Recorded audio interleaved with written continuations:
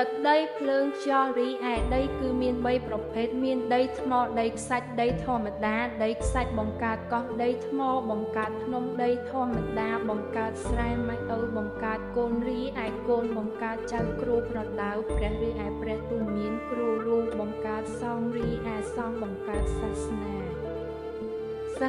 ប្រដៅច្បាប់រីឯច្បាប់បង្កើតមនុស្សរីឯមនុស្សប្រព្រឹត្តទៅតាមកម្មពាក្យបណ្ដាំចាំជានិច្ចអ្នកខ្លះនៅពីក្មេងប្រព្រឹត្តអាក្រក់ចាស់ឡើងបែរជាប្រព្រឹត្តល្អវិញអ្នកខ្លះនៅពីក្មេងបែរជាប្រព្រឹត្តល្អពេលចាស់ឡើងប្រព្រឹត្តអាក្រក់វិញអ្នកខ្លះប្រព្រឹត្តអ្នកខ្លះនៅពីក្មេងមិនប្រព្រឹត្តល្អហើយក៏មិនប្រព្រឹត្តអាក្រក់